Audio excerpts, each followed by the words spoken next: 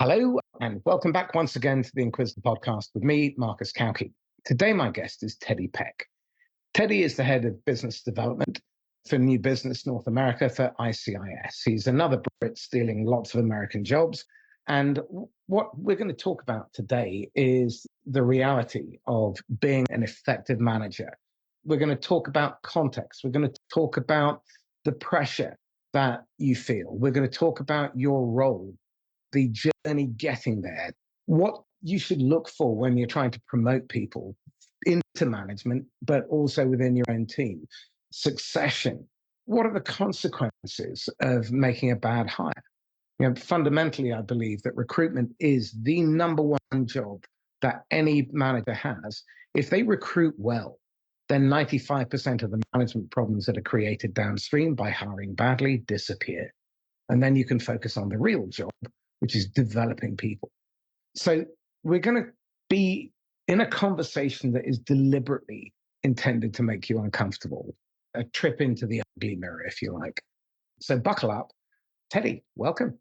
Hello there. Thank you very much for having me. Excellent. Well, would you mind just giving us a quick history of your background, please, and how you ended up in the role that you're in? I had a fortunate upbringing.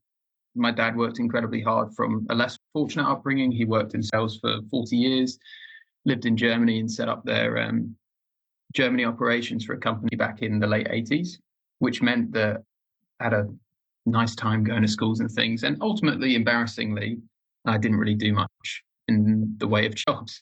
So I went off to university and I did music. I didn't know what I wanted to do when I grew up, as it were. I was still waiting until I grew up, left university, Googled jobs, progression, all the sort of generic stuff, and recruitment and sales came up, obviously, because they're always going to be hiring. So I started a sales recruitment company, which was absolutely the best thing for me, and brutal, absolutely brutal, but really needed what they gave me. I then, after 18 months, was just really bad at it. So I left and I went to a company who my dad introduced me to a recruiter who was recruiting for a company called Acuity. I joined there in 2016 and I moved after 4 years to the US with Acuity. I spent a year over here during COVID, then moved into my first management role with Acuity. A couple of structural changes meant that wasn't available anymore. And then so I moved to a sister business about 2 years ago called ICIS, where I run the new business team. So that's a bit about me. Lovely. Okay, so first question then, how did you know you wanted to become a manager? Well, it depends at what age you'd ask me that question. So if you asked me that question when I was 21, 22, 23, 25, and probably 26, I'd have told you, if I was being honest, the truth was I really wanted to have some control and power over people. I'm the youngest of 4 boys. I'm the smallest of 4 boys. I'm the youngest looking by a long way of 4 boys. That was a chip on the shoulder I never knew I had. And you're calling brothers haggard and worn, aren't you? Big and older looking, yeah. And I never really knew that it was a chip on my shoulder until you and I started working together. But if you ask me after that point why I wanted to do it, is we spent about 7 months in coaching to try and make me actually a good salesperson. And the bit I loved most was the accountability groups I set up with a bunch of other people, helping coach them, train them, understanding how you would do your coaching. And I just got way more enjoyment out of other people improving than I did over the actual selling side of things. Those are 2 different answers. And I'm glad that I ended with the second rather than. So tell me this, at any point in your sales career, did you feel like you'd been let down by your management? I think, yeah, in some ways. I wish I'd got more coaching. It's one of the things I've always wished. I think, bluntly, a lot of companies I don't think they prioritize it. And there can be a number of reasons. I don't really blame any of my managers for that. But, if you've got to be in spreadsheets for a lot of the day because someone needs a report, it must be hard to find the time. If you've got 8, 9, 10 people you're managing, it must be hard to find the time. I'm dedicating a lot of hours to coaching in my first role because we didn't have any kind of cool recording software. So every day after after like 5 till 6. There would be coaching sessions I'd run for the team, not compulsory, but I would be there every day. That was quite hard. But then I moved to the company I'm at now, where we have a call recording software, and that makes it a lot easier. So I think in some ways, yes, I feel like I probably could have got more from people. And at the same time, my responsibility is to find it if I'm not getting it from my boss at that time anyway. Let me ask you this very direct question then. Why aren't you a better manager yet?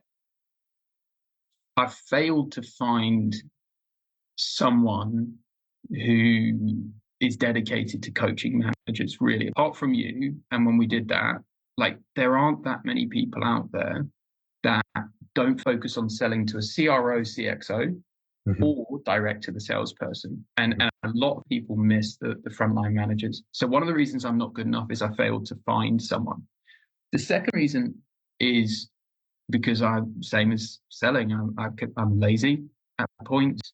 I cut corners sometimes, and sometimes I forget the reason why I'm doing the job is not about what I want to do. And so there's a couple of things, you know. It's interesting because what I see very often is people with the best will in the world trying to be customer centric, but then what they do is they violate some fundamental. So all of a sudden, for some reason, their attention gets drawn to making the sale. They feel pressure to put pressure on the customer. And we'll see this a lot in the market that we're moving into as the recession hits, because the US has had quite a soft landing so far, but I think that's going to get a lot tougher. And interestingly enough, immigration's been part of the soft landing because that's taken some of the shock out of the system.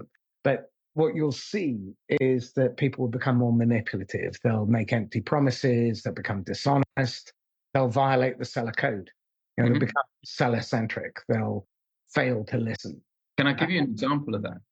One of the guys in my team is off to a great start this year. He's worked very hard during the time that we've been working together, and it seems to be clicking, which is good.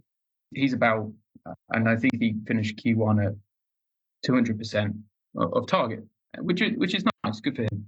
But it was funny because there was something that would have got me over or closer or on target for that. And I asked him, I said, do you think there's any way that that could work? And he comes back to me with exactly the way that I would expect, which is like, before I answer that, what's the reason you're asking me?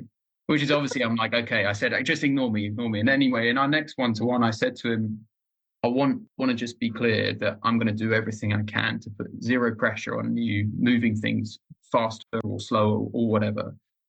I'm going to do everything I can. And I want you to know that if I at any point say something that doesn't seem in tune with what I'm saying right now, you have to call me out on it. Because I said to him, because I'm also, there's also pressure. My point to him was, you won't be feeling it as much as others might, and I might, and I just want you to know you can tell me to bugger off, basically, because it's important. It's hard to always keep that front of mind. Okay, so that speaks volumes that you trust the person you're talking about, and you're willing to be vulnerable. You're putting the interests of the customer and the interests of your team member before your own. But what you've done is you've created an adult to adult contract instead of a parent to child contract, where you have equal stature in the partnership, but different roles. And yes, you are ultimately accountable for the number of the team. He is ultimately accountable for his number. And everyone knows that is the job to be done from the seller's perspective, but it is a symptom of doing the other stuff well. Would you mind telling the story about the recent win? Yeah, about doing stuff well. Yeah, a lot. I mean, I'd like to think that one situation there, I'd like to think is one of the very few in the past 2 years that I've ever made I've made a mistake in that way on results thinking.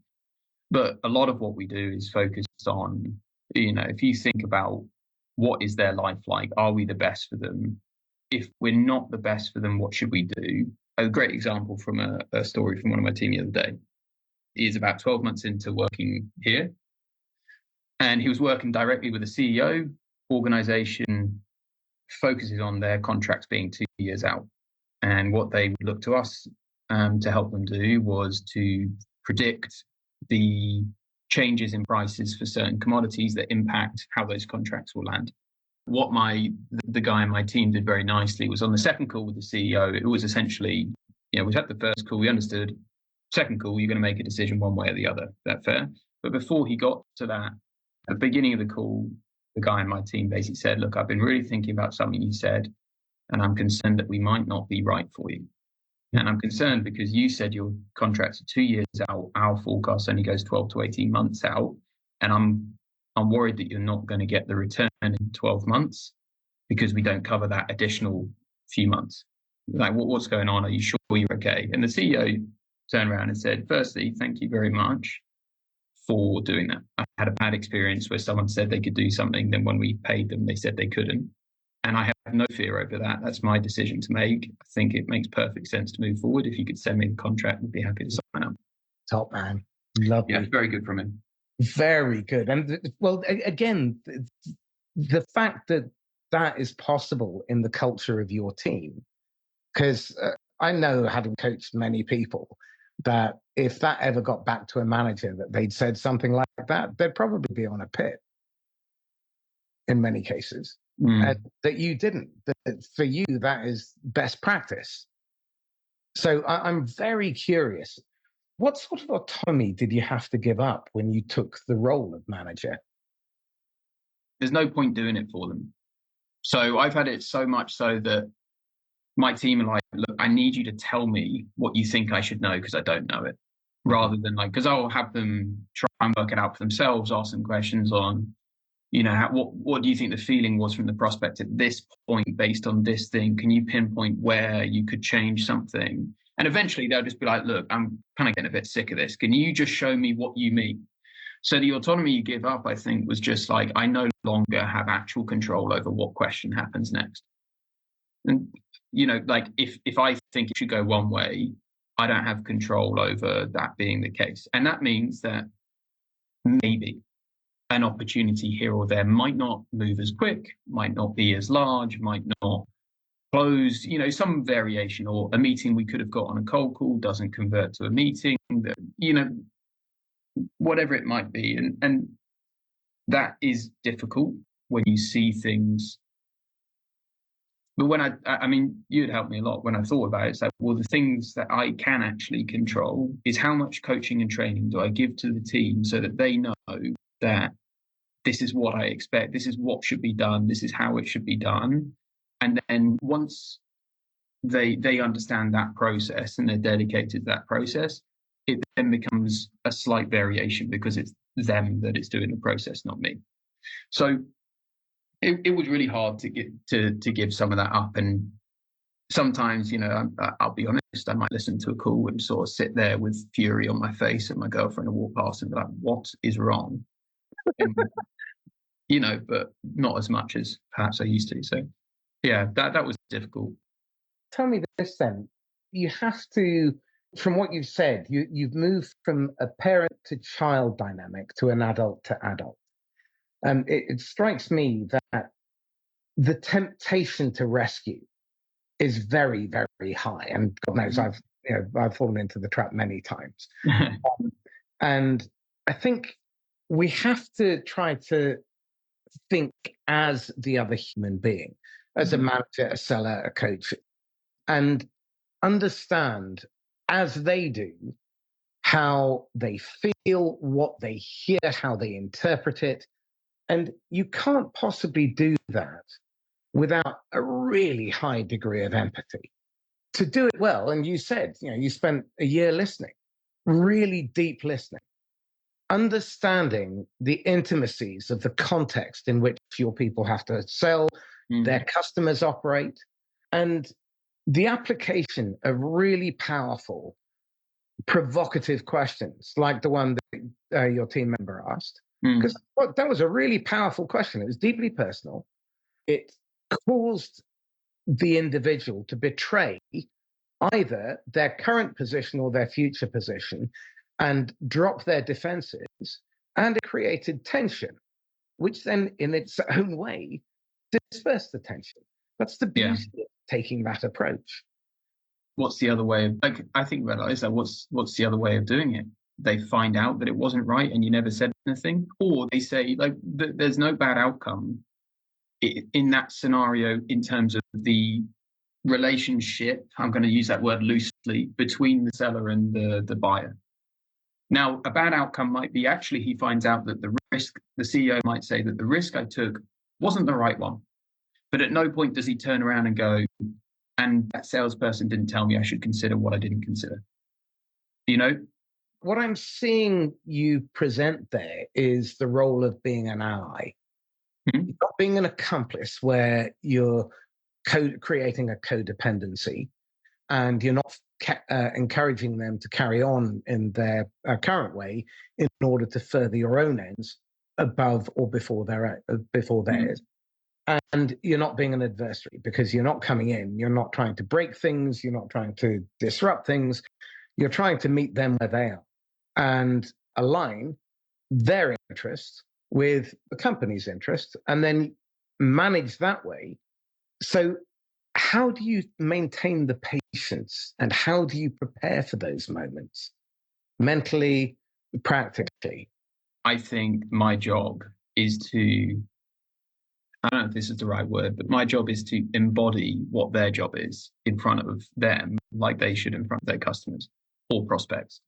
So if they come to me with a problem, they need to have two ways they try to fix that problem. Some evidence, something like that.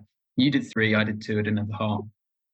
That was one part of it. But if I ask them tough questions, or if I label some of the emotions they might be feeling to help them kind of come to terms with what's going on, then they will see that is the way I behave with them, which is the way that they should behave with their prospects, which is why I was so disappointed in myself in the first story that I said that I got it wrong, because it's a shit thing to do. But what it means is I think that the patience becomes less about patience. It becomes more just like you're always coaching. So I don't really feel like I'm having to wait that much because I don't think I'm that patient as a person, but I might be wrong. Again, by the sounds of things, you're doing stuff incrementally. So you're constantly moving them forward. And in the process of doing that, let me rephrase that. I think what you're doing is you're empowering them to move forward and take ownership. And that's all part of that process of creating an adult to adult relationship, which in the sale is critical as well. Mm-hmm. The seller has to create an alliance with the buyer. And in practice, what they need to do is ensure their brain is perceived as zero risk to the buyer's brain. Mm-hmm. And you have to create the conditions where there is alignment and allyship. So you are both working towards the customer's intended better future outcome, what they want. And what's also really interesting, and I've realized that of late, is that if you spend your time trying to diagnose through pain, it's counterproductive. So I'm really curious, when you're doing your coaching with your people, do you take them to pain or do you have them focus on the outcome that they're trying to create? So sometimes I will use a level of pain to kind of start that conversation if needed. For most of the stuff we do, I think it's been established why we're doing it kind of early and we understand what the outcomes are meant to be. And for those that are more dedicated to those outcomes, they believe it a lot more. So if I give you an example, I do coaching every day pretty much with my team. It's not compulsory, but I think people still think it is compulsory, but it isn't. My point is, we'll do cold calling practice for a couple of weeks. We'll do reversing for a couple of weeks. We'll do super specific, 5-minute sections of calls that the team that I've noticed have. And when we approach those, sometimes I might be like, look, I'm getting the sense from people that are starting to be a little frustrated that the meetings aren't moving from first meeting to second meeting. And I'm starting to feel that people are kind of opening up opportunities, but they're getting really annoyed that those opportunities quickly close through being ghosted. And so, I don't know if anyone's kind of been sort of maybe feeling a bit like that recently, if I'm off base, and everyone, someone will pipe up and go, yeah, kind of had a few of those recently. Is that okay? So our journey into that, so what I want to look at now is how we can avoid those. So if we were going to understand, and so that's about as much with my team that I need to. Understood. So that you're not doing the pain discovery, you're using that as the starting point from X to Y, and you focus them on the Y part and how you create that outcome. Yeah. Okay. So again, why would we not employ exactly the same principle in the sale? Do not believe that the buyer already knows what their pain is to a large extent. Mm-hmm. They know what the symptoms are. They don't need to know what the causes are. What they do need to be clear about is what they are trying to accomplish, because they rent the solution, they rent the outcome. So in the same way that when your people admit that they have that issue, okay, so how do we create a solution to that? They're starting to look immediately towards that better future. And my hypothesis is really simple. Have the customer focus on the solution and have them paint that picture. Because I don't think you need to do pain discovery in the sales process. I think it's redundant. And actually, if you look at the effect on the brain, the neuroscience tells us that reminding someone of their most painful or their most recent pain is probably not a great thing, because there's something called the pratfall effect. And most sellers are not adept at not leaving the buyer in pain when they do pain discovery. But then we have to look at the intent. What is the reason why people do pain discovery? Why do sellers do it? For a bit of contention, I don't agree 100% on everything. I think that pain is important for both parties to understand and at least establish, because without that, we might not actually be the best people to serve you, because they may believe, it's like, I think with companies, certainly with ours, more and more seems to be from inbound opportunities coming in or inbound conversations. It's like, you need to quickly understand for both parties, I don't know, like just time and effort they're going to put in, if it's the right effort to put in. And I think a lot of the time for us is to establish if there is actually a big enough problem, which comes down to some level of pain. But dragging them kicking and screaming through it when they don't need to be dragged is a complete disaster. So if it's almost like if someone is turning up ready to buy it, let's talk about what they're going to get from doing that. Not so when you sat down, right, and you thought about everything that this was costing you and how shit your life is. Tell me about how shit your life is 5 minutes after meeting me. Like, I can see how that one is. It's a dangerous path. But I think great salespeople do get the balance right. And I think, why do lots of salespeople do pain discovery? Because that's what is expected. But the problem is that the training is not reinforced consistently enough to get them to be good at it. And so it just feels like they're like asking you the standard questions everyone's asking to try and find a problem. And it's weaponized. The real issue is that it's about the seller trying to control the sale and the buyer. Mm-hmm. It's got nothing to do. So think about a BANT question or a MEDDIC question. How does that in any way meet these 6 criteria? Being timely, relevant, and personally valuable, help the individual get clarity on their reality, understand what is possible and possible for them, and advance them towards making the best decision for themselves. Identify a single BANT or MEDDIC question that satisfies all 6 of those conditions. I should have tumbleweed at the moment. Yeah, you should. I'm not seeing how they do. I think, look, I'm not going to sit here and say they're not valuable. BANT, I don't really agree with. There's extensions of that, MEDDIC and other things that, honestly, I'm not 100% in the weeds of what they do. I think they're great tools to be used in exercise, but not to be used as, like you say, as weapons or reasons to do something else. Like, so if you're, like, how unbearable is it when you speak to a salesperson or I did it, where it's like, how much budget have you got? allocated? How much budget have you got? It's just like, what? It's just a completely pointless question. And it doesn't really get you anywhere. And the funny thing is, that it completely ruins great work you've done before. One bad question can flip you up real bad. It's not American TV. You can say yeah, it will fuck you up pretty bad.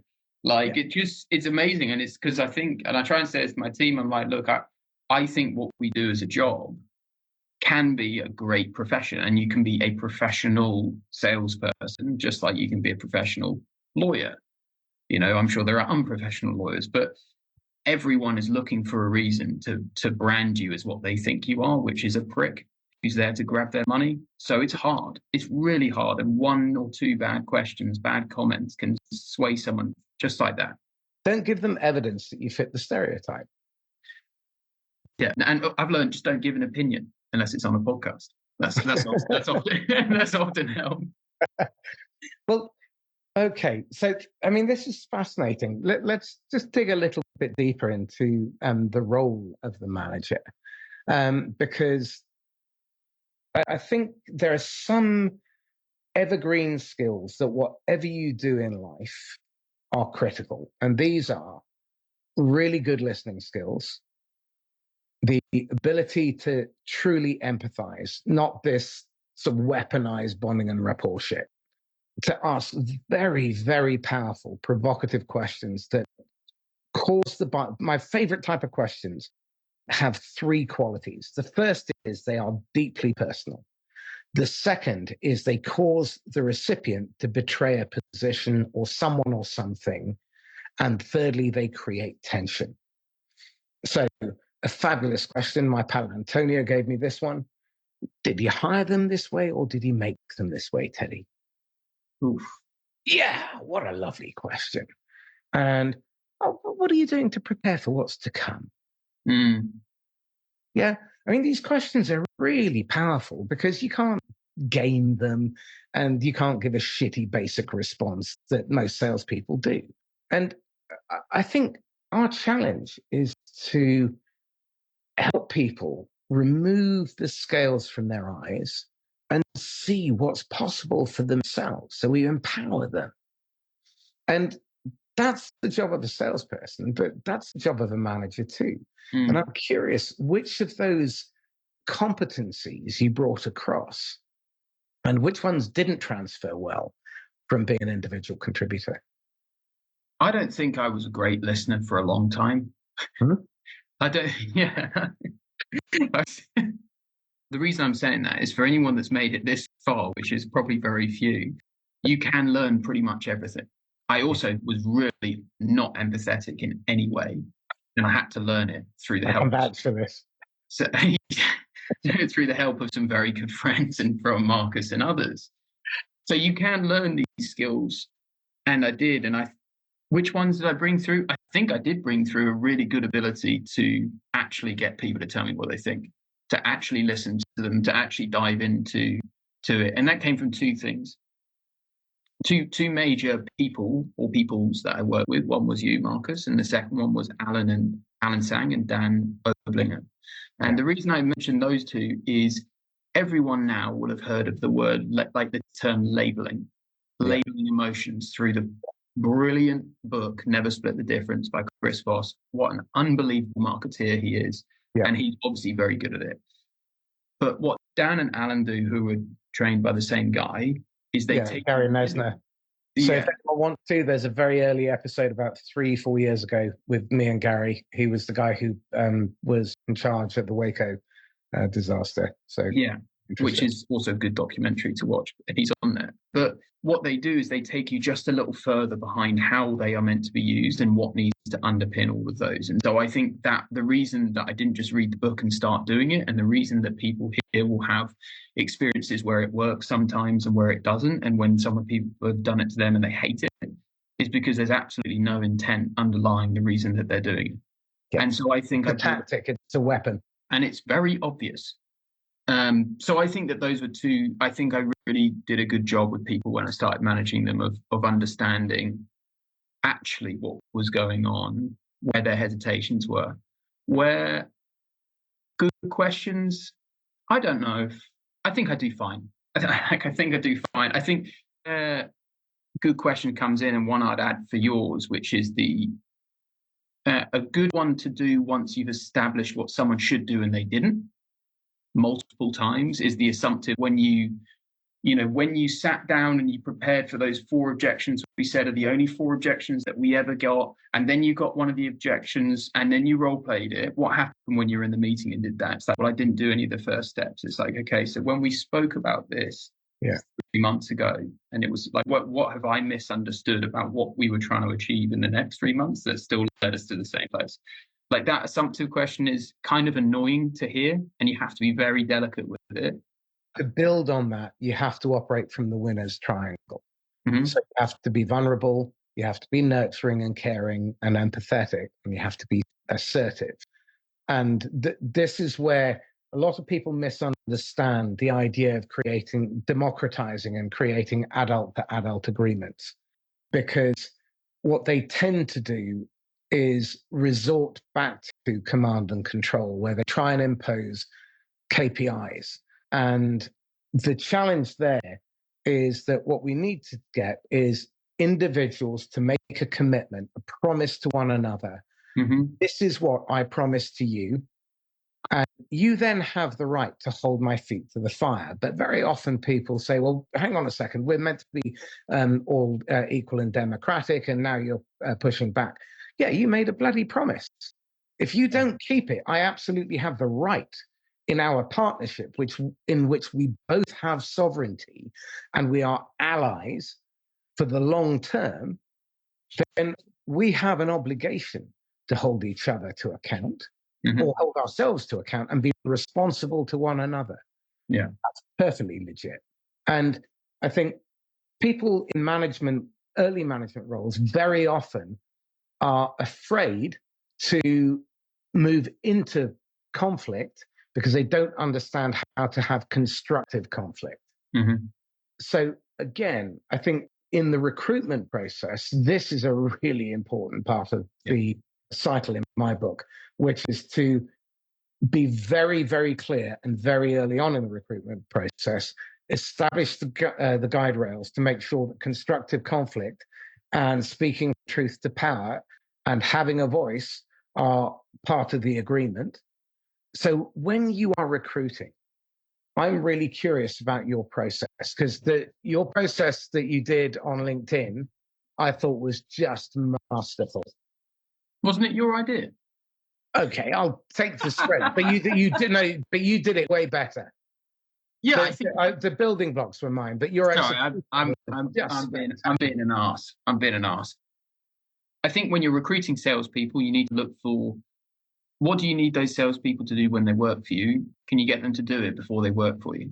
So the thing that you're referencing there is, no one really knows my company very well. No one knows who I am. And so no one knows. I haven't got some big reputation or a book where people be like, I want to come and work for you. But this is what I'm working on. These are the things that I can give to you. And I guarantee that you will get from me during that time that you work for me. These are the things that I expect from you. If you've read this far, here is my mobile number. Cold call me and talk to me about whether you think you can help me with these problems. And the good thing about that is 2 people called me, which means I know that I've got 2 candidates that are willing to actually call me. Now, you've taken into account that no one knows me. I don't work for Google and this and that and the other, but it was a good way of me understanding, who to call. And lo and behold, one of them got hired and is superb. So that in recruiting, that was good. One of the things also that I found to be seriously important, I'll do one interview, I'll pass them to my boss for a quick thumbs up, and then I'll ask them to give a short presentation, or in any way they choose, back to me of the problems that they believe they have found that I have that they think they can fix.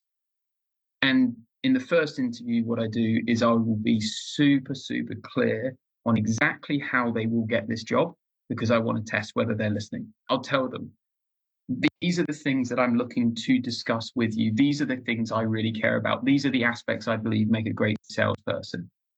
At the end of the half an hour of us talking, we're then going to go and do a role play. And I will have asked them prior to that point, send me your current company, who you sell to, the problems you fix, company size, and I will be really uncomfortable because I will be one of your prospects. You will be yourself, so you can't mess it up. But the point is that people still don't perform at a level that you would be comfortable with. And I think that's important. But you tell them everything you're looking for. Unfortunately, people don't listen and they won't hear it and they won't ask questions. They won't do that. But that tells me a lot about the person I'm interviewing, which is important. So look for all the things you want them to be before you hire them. Now, how different is that to the cloak and dagger process where you don't really know what the hell you're doing, what to expect? If you're completely transparent with people, then their perceived risk drops. Mm-hmm. If they are not transparent back and reciprocate in the same way, you're going to pick up on it pretty quickly, because inauthenticity is quite easy to spot for most of us.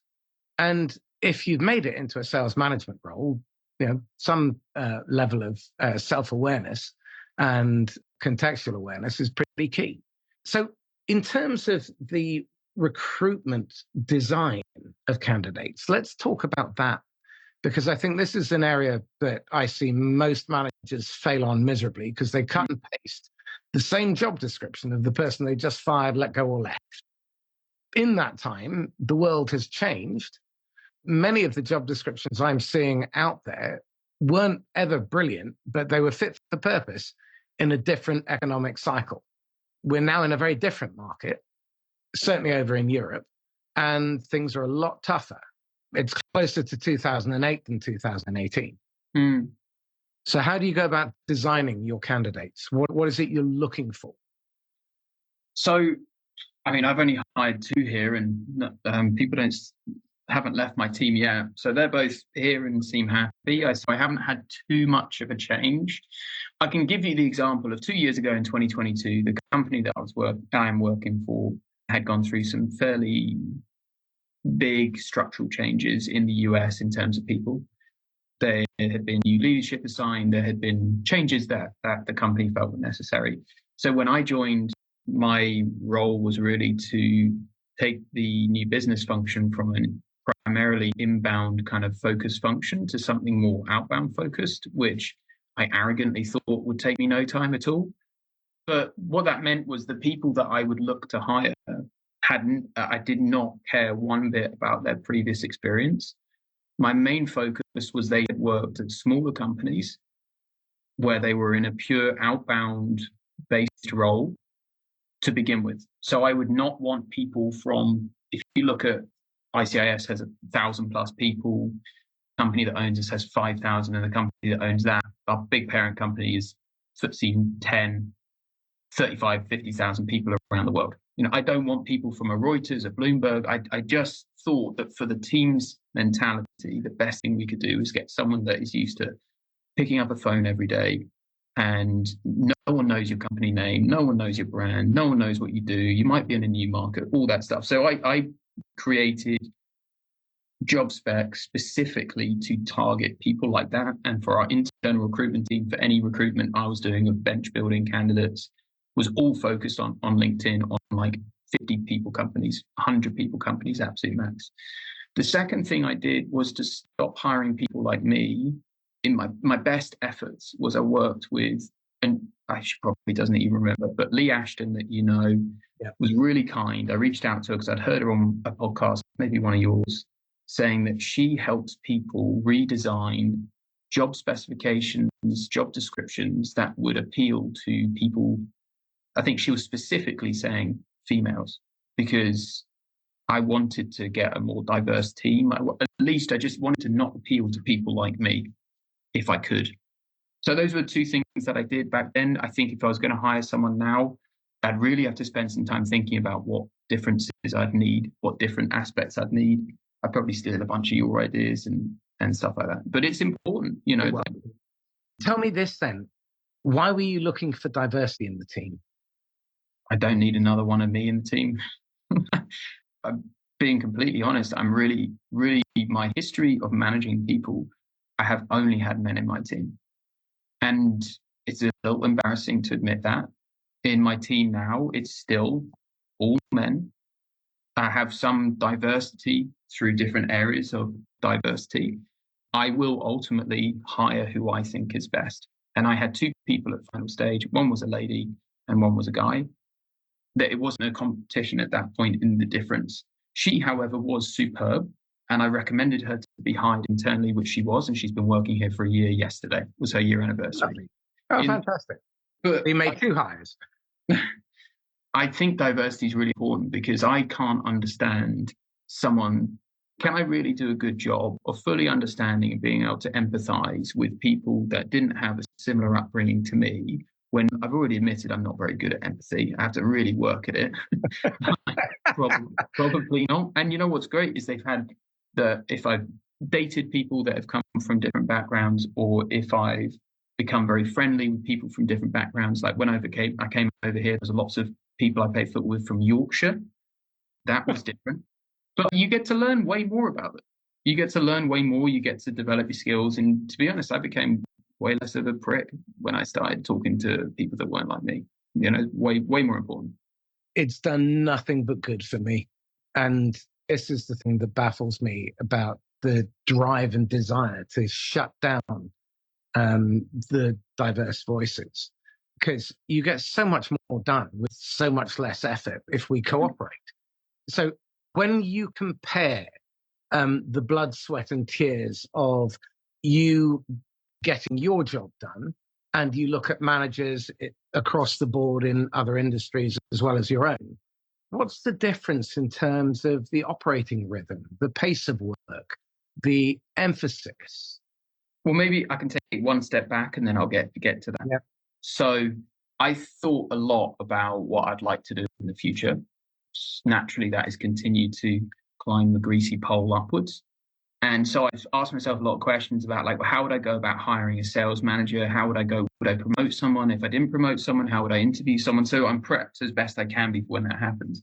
So here are some of the things that I think that people should consider who are still somehow on listening.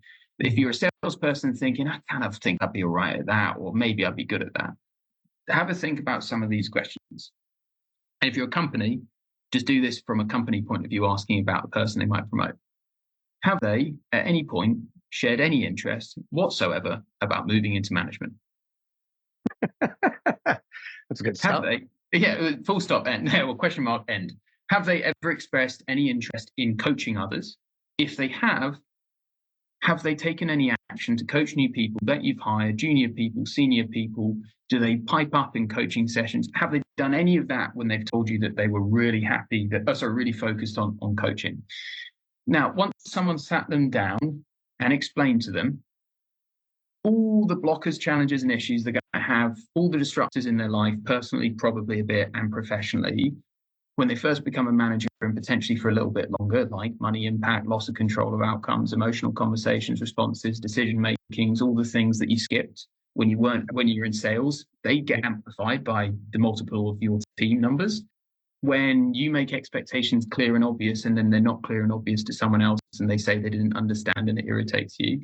When you have to work out if you need to be a therapist, a mother, a father, a brother, a friend, a coach, a leader, a man, they're pretty difficult. When you told them all that, did they still want to do it? And then the final thing is, have you spent some time, or have you asked them all of their true motivations behind why they really want to be a manager? Now, if you can go through all those and you're still sat here thinking this might be for me, probably the answer is it probably is for you. But it's very difficult. And so then in answer to your question, I just want to say I don't have everything perfect, but I do love my job, even though it doesn't always sound like it. The operating rhythm that I focus on is, there's a great podcast, Marcus, that you did with Nadia, surname I can't pronounce. And the title of that podcast is Manage Yourself into Redundancy. And what that means is, if you coach your people enough, the time that you would have spent in spreadsheets that you could have spent coaching is time that you no longer need to spend in spreadsheets or coaching as much, because the coaching, it has started to happen. So the spreadsheets you had to create to track the forecast that you were doing based on the percentage of the likelihood of Salesforce coming out so you can give it to your boss becomes less and less vital, because your people know what they're doing. So And you can trust the forecast. ish, yeah, with enough certainty that you're not in a spreadsheet for 2 hours a day, for sure. And I hope one day I can trust implicitly without. So my focus was always, I don't know what I'm going to do. I'll listen to a bunch of people who do. Scott Lee said I offer coaching like 2 or 3 times for an hour every day to my team. They don't have to come. And I was like, well, that sounds pretty smart. So I did that, and the results were absolutely incredible in the first job I was in. And then when I've come here, the changes in people's behaviors, the change in their performance, the change in their quality. So my operating model is nothing else takes more priority than coaching. Coaching has to be everything, because then what you see is now I don't have to do coaching every lunch, because one of my team said, I really like coaching people. Could I run one? And so he does Tuesday. Yeah. And so I think that maybe that's a difference from what I see with others. I'm not perfect and there's lots of things I miss, but I cannot stress how important coaching is. I agree. I mean, I'm using a model, the 5D model, which I think I stole mostly from Mike Michalowicz at one point. But it's doing, deciding, delegating, designing, developing. The quadrant that you showed me, right? Yeah, absolutely.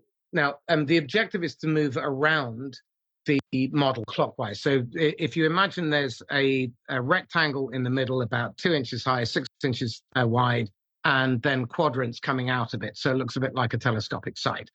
Top left is doing, top right is deciding, bottom right is delegating, bottom left designing, middle is developing. Now, every hour that an employee or you contributes has a value in terms of contribution. And it can either be $10 an hour, $100 an hour, $1,000 an hour, or $10,000 an hour, or you can lose $10 an hour, $100 an hour, $1,000 an hour, or $10,000 an hour.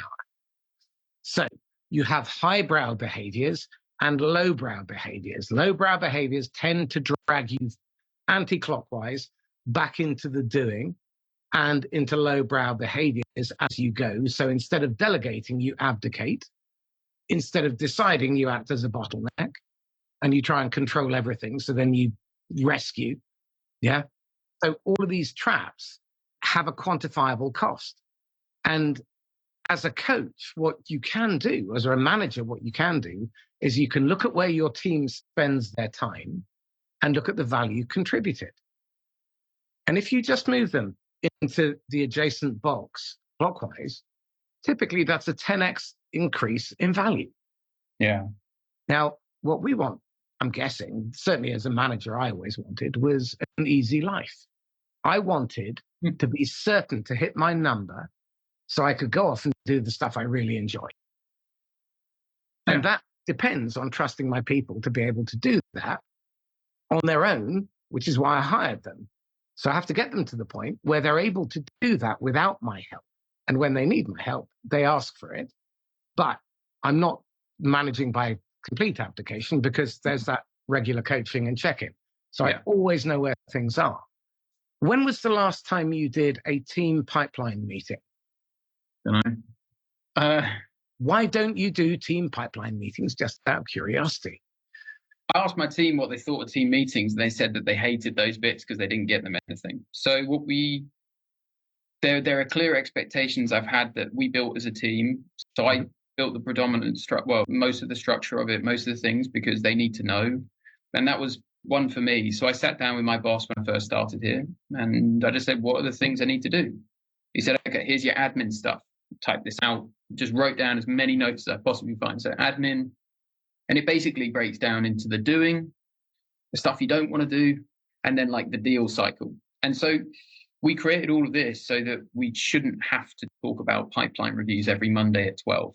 What we do is once a month. I only meet my team for a one-to-one once a month. As a team? Individually. Their scheduled one-to-one is 1 hour once a month. And it follows a very clear structure of basically here, you know what the expectations document says. So the first part of this is tick, tick, tick. Did we do all the boring admin stuff? Yes, we did. Okay, good. Next thing is let's talk about deals. If we haven't spoken about them, which ones do we need to talk about? And then the third part is around like how are we basically moving more things into the funnel? And the final bits are around, right, that takes genuinely about 15 minutes. And the next 45 minutes is just how else can I help you with these things? And I order it like that because the how else I can help you is it's unpredictably long. It's that you give them the responsibility to keep their sales force up to date and tell them, if you can't do it, then I'm going to be the manager you don't really like, I have to have this because it's part of your role, it's part of my role, and it's part of my boss's role. There is no escape from that. Mm-hmm. But where there is escape is me asking you about it if it's just done. So how are you helping them manage their behavior within the time available so they're not working stupid long hours, evenings, weekends, and killing themselves and burning out and pissing off? Coaching. So just in case anyone's questioning it, the one-to-one that I do once a month is the one scheduled one-to-one to do those things. However, my team can book time with me at any point that they want between kind of like 8 and 6, ideally 9 and 5 and not at lunch. But, things happen, right? As long as they know what they want to get out at the end of that meeting, they know why they're turning up for it, and they can demonstrate some effort to try and resolve something they want to get out of it. We do coaching a lot with the people that really want it. One of the guys in my team, we do an hour every single day. He's booked it, and we do an hour every day. We have done for a year. Lo and behold, he's actually pretty good these days.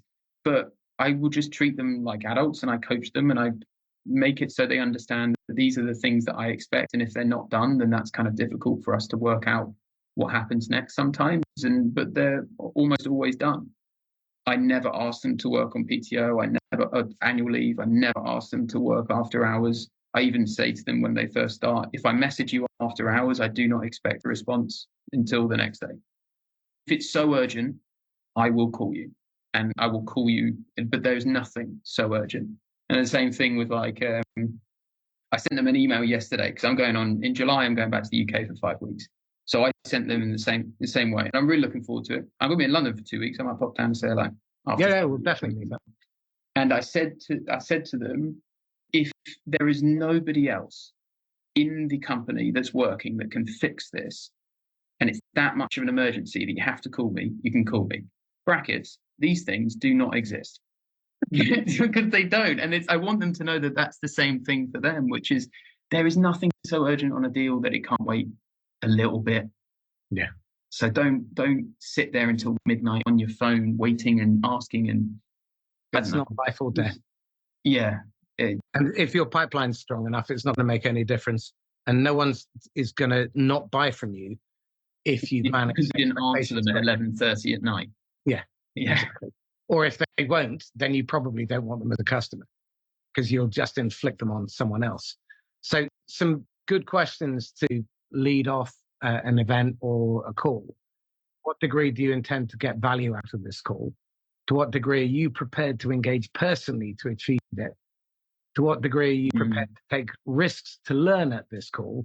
And to what extent are you prepared to take responsibility for learning engagement of others at or after this call? Now, that puts the onus back where it really belongs, in the same way that learning is the responsibility of the learner. Yeah. No one else. I find that hard, to be honest. Like it pains me I feel a lot like I don't do a good enough job when I see people making the same mistakes. Teddy, let's wrap up now. If you had your time again and you had an opportunity to speak to someone who knew what they were doing, what do you wish they had told you, other than coaching, that would have made a significant difference and possibly for you not to have to live with the regrets of those bad decisions?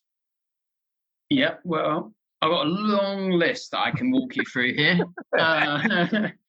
But when it comes to like being a sales manager and moving in, these are the two things that I felt like I really got. The sales methodology of the company I was working for and a bit of coaching on that, and a little bit of coaching on how to coach. What I didn't get that I wish I had found out I probably should have worked on is, you ready for this? Mm-hmm. How to hire, how to onboard, feedback on coaching, how to set expectations for the team, for them, from the company, from me. How do you move someone out of the business? When, how, what do you do? What do you say?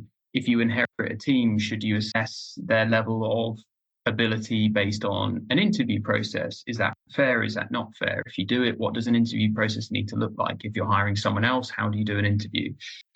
What are the key indicators for a successful hire? What is the manager's role, and when do I spot which one I should be? Am I a teller, a listener, a therapist, a guide, a director, a command and control, a work it out for themselves? How do I implement boundaries so it doesn't become too much like a friendship? There's a few more.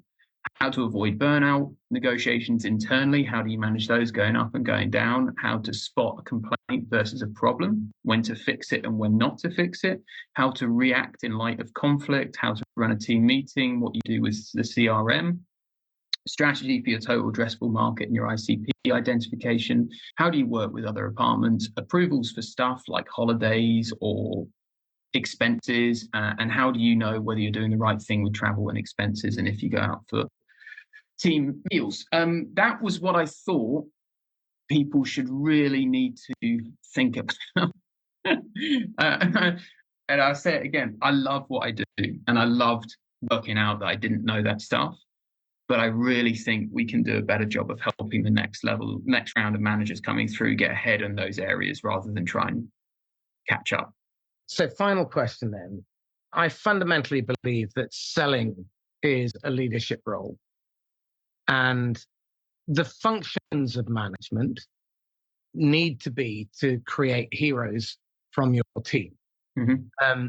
Ego is just a disaster. I see it getting in the way of so many things. What would you suggest people do in order to establish a high degree of self-awareness, which is not only being aware of how you feel, but your impact on others and how they respond to you? Because I think as a manager and as a seller, these are really vital skills. So different people would have different ways. A good suggestion, if you really don't know, is to journal. I'll be honest, that's not something that I've found I've needed as much. Great friends. I've got great friends that call me out for all the dumb shit I've said or do. And it took me a long time, and I'm very pleased that they stuck with me for me to learn that. And then once you kind of just like spend some time thinking about why you're doing what you're doing. Spend some time thinking about conversations, whatever is important to you. Just spend some time thinking about it rather than forgetting it. If you are reviewing a call, don't think about what you did. Think about how they responded, just constantly. And those 3 or 4 things I think will help. Absolutely. You really got to develop the empathy muscle. And it's real empathy. It's not this fake weaponized. Yeah. Empathy is understanding and feeling and hearing what the other person understands, feels, and hears as they understand it, as they feel it, as they hear it. That's a skill that requires you to put your ego aside and not judge. So on that final note, Teddy, thank you so much. This has been incredibly instructive. Definitely want to have you back. How can people get hold of you, and are you recruiting? I'm always interested in meeting new people. I'm not actively recruiting right now. My number for people in the US and outside is +1 347 260 0898. If you want to talk about what it's like to work for me, if you want to talk about your plans for moving into management and how I might be able to help you come and get over some of the stuff that I said, give me a call. If you're too afraid to give me a call, you can message me on LinkedIn. Excellent. Teddy Peck, thank you. Thank you. So this is Marcus Cauchi signing off once again from the Inquisitor podcast. If you're looking for a coach who will empower you to become the manager you want to be without compromising your values, without having to coerce or manipulate or bully your people, and you've been the victim of that and you don't want to do it to someone else, then drop me a line. I'll send you my management audit, and it will help you to identify whether or not you have an aptitude for management. And if you do, then where you can grow building on your strengths. So drop me a line. In the meantime, stay safe. Happy selling. Bye-bye.